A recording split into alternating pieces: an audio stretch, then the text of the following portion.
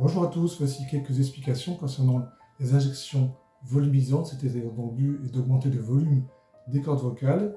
Ces injections sont pratiquées depuis une vingtaine d'années sous anesthésie locale aux États-Unis. Moi-même, je les pratique depuis une dizaine d'années dans des conditions qui sont souvent bien plus confortables pour le patient que lors d'une anesthésie générale. Une injection dans la corde vocale est proposée lorsque il y a soit une paralysie d'une des deux cordes vocales avec un espace donc résiduel trop important entre les cordes vocales qui limite les vibrations de celle-ci et provoque une fuite d'air.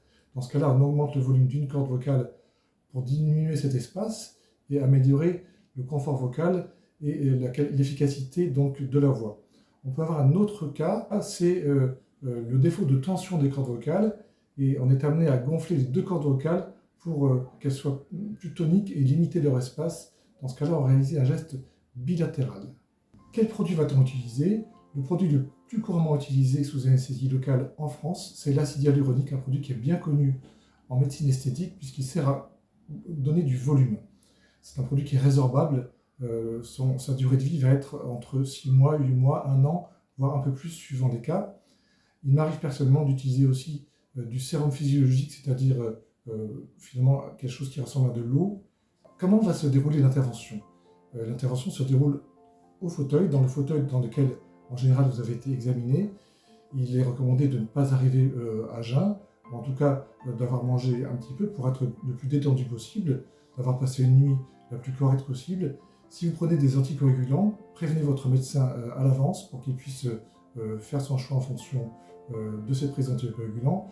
Et si vous prenez d'autres médicaments, bien sûr, vous les prenez comme d'habitude. L'anesthésie locale est effectuée sur les cordes vocales. Alors, comment est-ce qu'on va endormir les cordes vocales? Il faut pulvériser sur les cordes vocales un produit qui va les endormir totalement et qui va rendre le geste très confortable pour le patient. Le geste lui-même se réalise de deux façons différentes, soit en transcutané, c'est-à-dire à travers la peau, avec une mince aiguille coudée, soit en passant l'aiguille par le canal opérateur du fibroscope qui passe par le nez.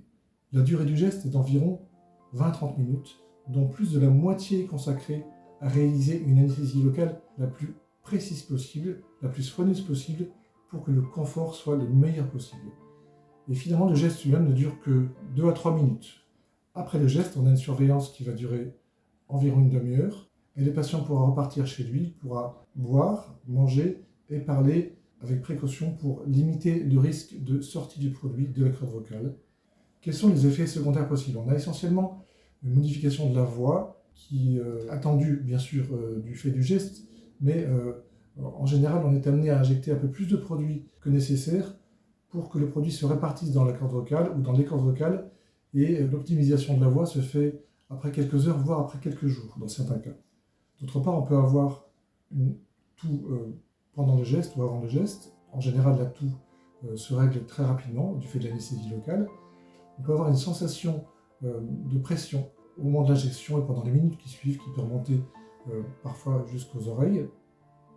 L'anesthésie locale va endormir la gorge, donc va engendrer une gêne ou une impression de gêne pour avaler. Ceci est tout à fait normal et ça va régresser et disparaître totalement avant votre sortie. Dans certains cas, on peut avoir un malaise vagal. Un malaise vagal peut se produire lors de tout acte médical ou même quand on regarde un acte médical.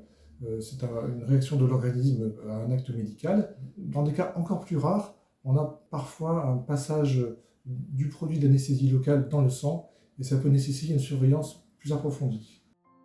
Une des difficultés les plus couramment retrouvées, c'est la perte d'efficacité rapide du produit dans les jours qui suivent, qui peut correspondre à une extrusion du produit, c'est-à-dire une sortie du produit de la corde vocale. Et dans ce cas-là, la voix qui s'était améliorée se redégrade dans les jours qui suivent et redevient finalement comme avant le geste, comme avant l'intervention. La voix n'est pas plus mauvaise, elle est à peu près comme avant l'intervention, donc c'est juste une perte d'efficacité. Un bilan de contrôle est souvent proposé dans les semaines qui suivent le geste d'injection. Quelles sont les précautions à prendre après le geste? On évite de boire et de manger pendant la demi-heure qui suit après le geste, ou parfois un peu plus.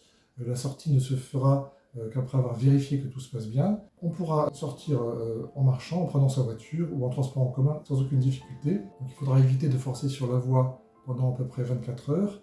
et l'efficacité définitive n'est acquise qu'au bout de 2 à 3 jours.